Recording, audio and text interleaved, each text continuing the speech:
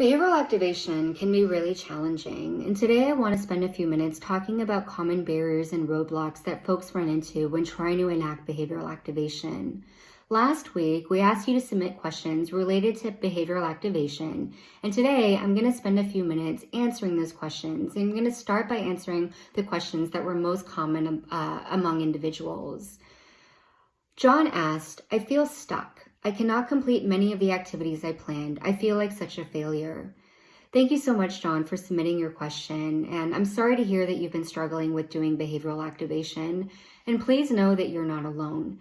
Behavioral activation is very, very challenging, and many individuals run into roadblocks when actually trying to do the activities that they select.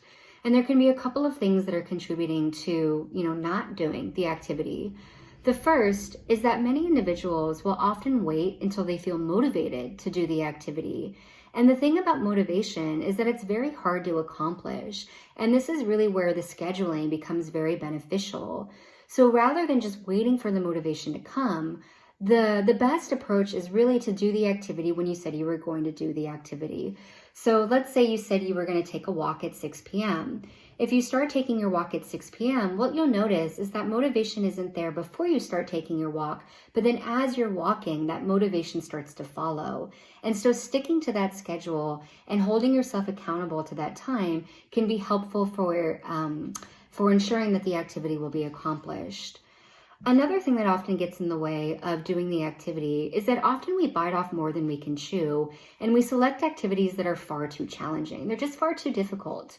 And so one thing that you can do is to evaluate the activity. Is this too hard for me to do on a Tuesday evening?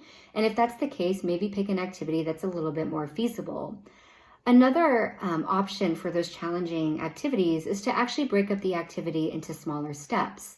So let's say the activity you chose is to cook a meal for you and your family. That's a pretty complicated, pretty involved activity. And so maybe step one is to choose a recipe, and that's your goal for Monday. You choose a recipe that you're going to cook. Step two is to go grocery shopping and buy the groceries that you need for that recipe. Maybe you do that on Tuesday.